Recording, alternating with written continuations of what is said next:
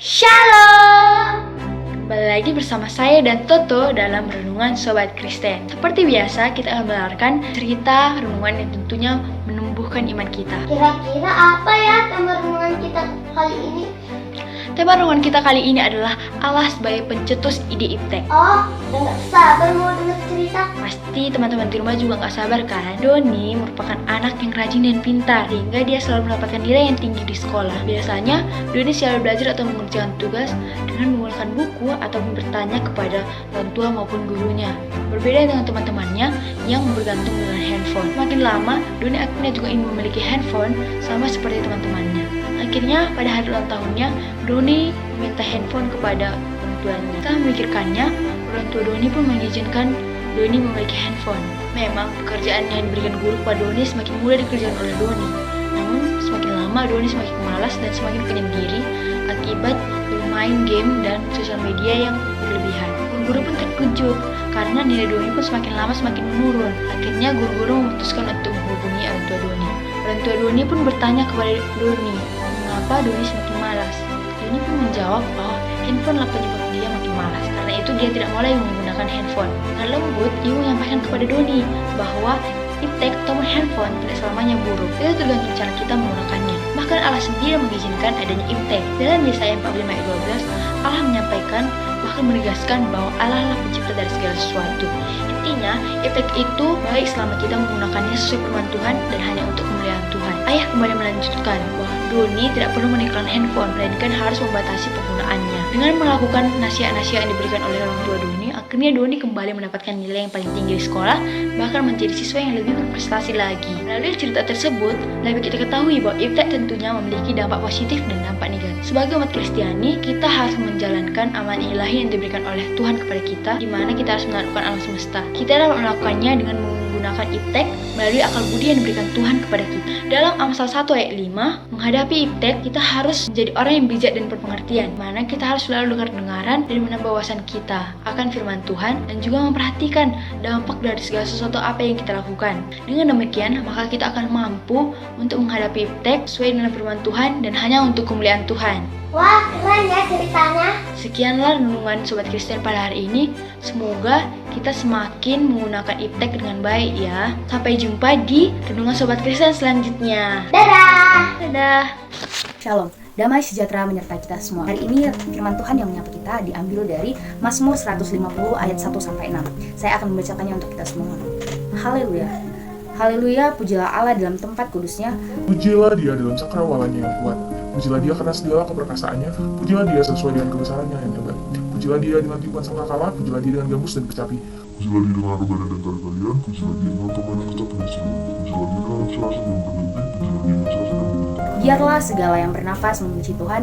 Haleluya. Demikianlah firman Tuhan. Nats ini memperlihatkan kepada kita suatu budaya pada zaman itu yang memuji Tuhan dengan menggunakan kecapi, rebana, atau tari-tarian, nyanyi-nyanyian, atau bisa kita bilang dengan memuji Tuhan menggunakan suatu seni. Bila kita telah lebih lanjut di dalam perjanjian lama dan perjanjian baru, ada begitu banyak kebudayaan-kebudayaan yang diperkenalkan kepada kita. Dalam perjanjian lama kita masih mengenal adanya sistem penceraian. Sementara dalam perjanjian baru bisa kita lihat dalam Matius 19 ayat 6. Demikianlah mereka bukan lagi dua, melainkan satu. Karena itu, apa yang telah dipersatukan Allah tidak boleh diceraikan manusia. Itulah contohnya salah satu. Namun, yang menjadi pertanyaan bagi kita pada saat ini adalah bagaimana kita mengimplementasikannya dalam kehidupan sehari-hari. Di tengah zaman modern seperti ini, masihkah tadi Nats Mazmur itu berlaku bagi kita, di mana kita menggunakan apa yang ada di kehidupan kita sehari-hari itu menjadi nyanyian, puji-pujian bagi nama Allah, Tuhan Yesus Kristus. Nah, saudara-saudara yang terkasih, melihat zaman saat ini, kita tuh harus pandai memilih mana yang bisa menjadi budaya bagi kita, mana yang tidak. Dalam budaya Batak sendiri ada begitu banyak adat istiadat yang perlu kita filter, mana yang sesuai dan berkenan di hadapan Allah. Dalam budaya Batak pasti kita sering melihat kayak datang ziarah ke kuburan terus dinyalakan rokok di situ. Terhisap mau udah bapak gitu. Apa mau dihisap, udah meninggal, nggak bisa lagi. Jadi nggak berguna gitu. Yang mau diajarkan pada kita pada saat ini adalah kita sebenarnya boleh membudayakan adat istiadat itu. Kita boleh memelihara adat istiadat itu karena adat istiadat itu sendiri pun merupakan identitas kita. Kita punya banyak sesuatu yang bisa kita gunakan untuk memuji nama Tuhan Allah Yesus Kristus. Nah, oleh karena itu bijak-bijaklah memilah budaya mana yang baik dan benar supaya kita semakin dekat kepada Tuhan Allah, bukan justru semakin menjauh darinya. Demikianlah firman Allah. Mari kita bersatu dalam doa. this happening? Oke, ayo guys, welcome back ke vlog Rachel. Jadi hari ini kita bakal lihat gimana aku menjalani sebuah hariku di sebuah weekend. Itu hari ini tepatnya.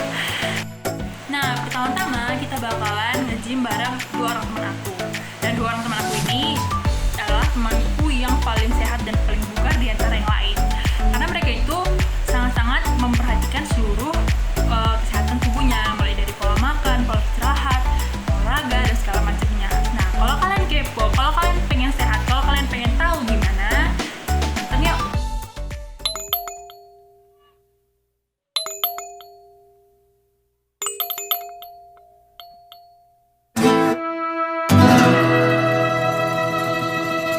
Kesehatan merupakan hal yang penting yang harus kita perhatikan. Kesehatan itu katanya mahal. Oleh karena itu, untuk menjaga kesehatan kita membutuhkan pola hidup yang sehat. Bagaimana sih kita melakukan pola hidup yang sehat itu? Yang pertama, berolahraga. Dengan rutin dan teratur melakukan aktivitas olahraga ataupun aktivitas fisik lainnya, hal ini akan membuat tubuh kita berusaha untuk membakar lemak dan kalori yang berlebihan di dalam tubuh. Selain itu, oksigen akan semakin banyak dan semakin lancar masuk ke dalam sel-sel tubuh kita. Dengan begitu, tubuh kita akan semakin bugar dan kesehatan kita akan tetap terjaga dengan baik.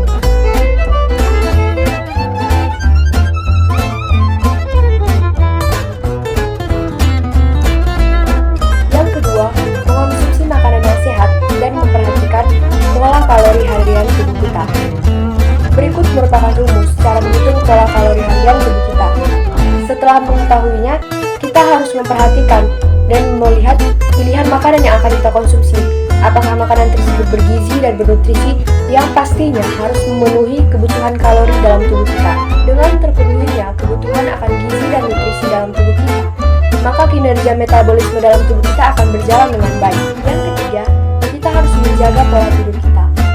Jangan terlalu sering bermain HP ataupun bermain laptop hingga larut malam, karena hal ini dapat menjadi pemicu timbulnya penyakit yang lain seperti diabetes, obesitas, penyakit jantung, hipertensi, dan penyakit yang lainnya. Yang keempat, rajin minum air putih.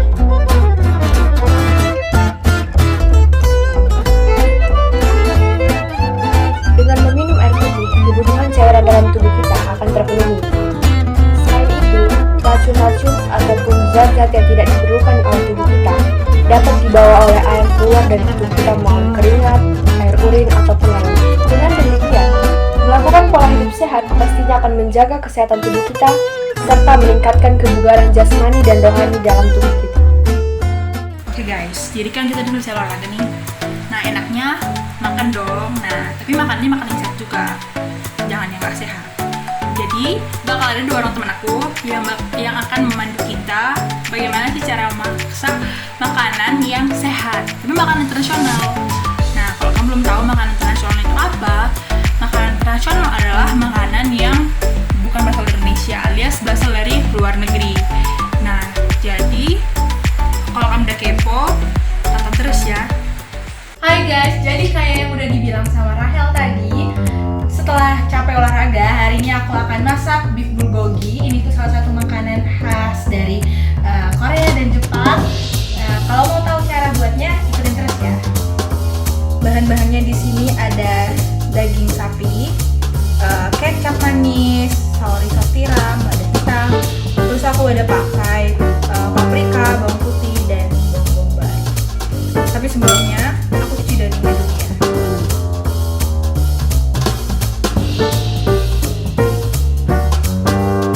Selanjutnya aku akan masukin lada hitam,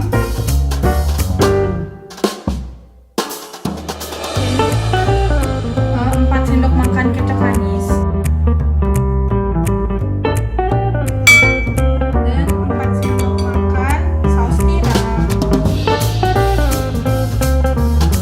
Oke, terus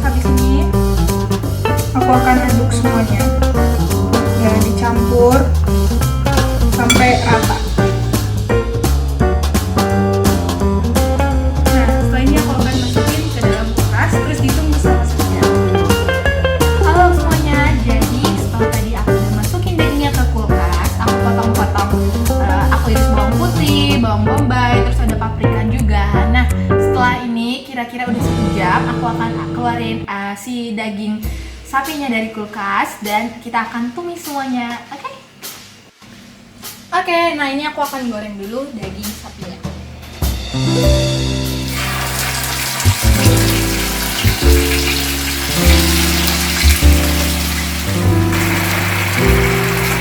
Tumis dagingnya aku tirisin supaya dia terpisah dari minyaknya.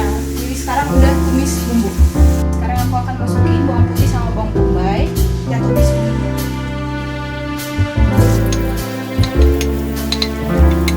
Setelah bawangnya wangi, aku masukin paprika, kecap manis sedikitnya, lalu aku masukin saus tiram 2 sendok makan aja. Oke, setelah itu 2 sendok teh lada hitam.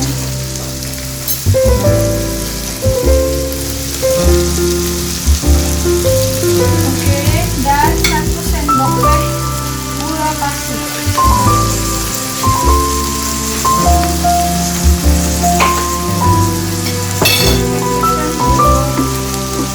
Aku ambil garamnya setengah sendok teh.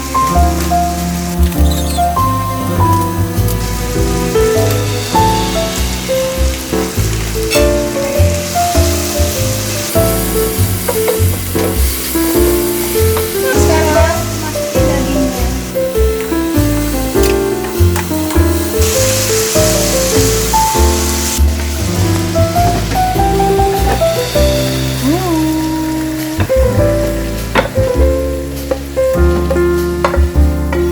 Oke, dan ini beefnya udah jadi. Aku akan plating, taruh ke atas nasinya.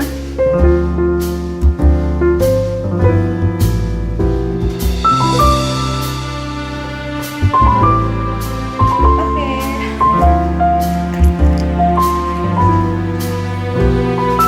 Selamat menikmati. Kalian bisa tambahin topping wijen ataupun rumput laut supaya jadi topping si beef boba-nya. Selamat mencoba.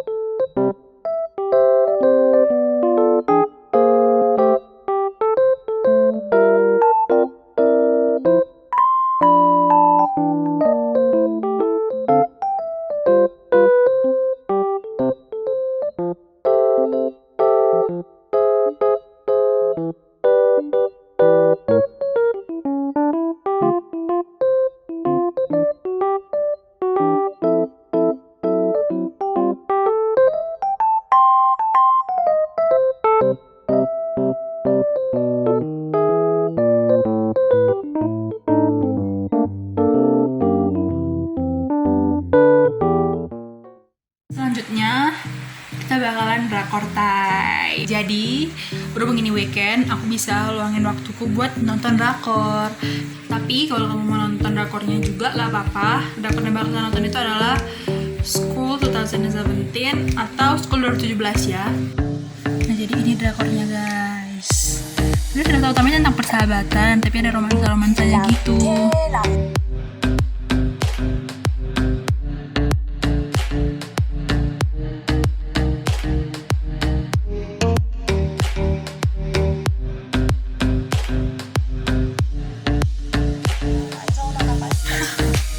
Gitu banget guys, foto kemarinnya.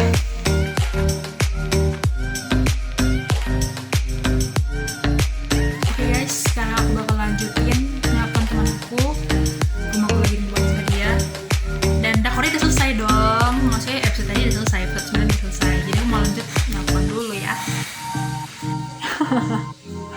Gak berubah-berubah ya dari dulu. Aku gak terlalu suka sih lagi sama film-film Korea. Maksudnya drama Korea. Oke guys, to recap. Jadi hari ini kita tadi udah dari bangun, terus habis itu saat tidur tadi juga, terus udah olahraga, udah masak sekaligus makan ya. Habis itu udah nonton drakor nih, udah sempet nelponan. Jadi gitulah kira-kira kurang lebih gimana hariku sama weekend. Nah, kalau weekend kan pasti beda sama hari biasa. Makanya aku bayangkan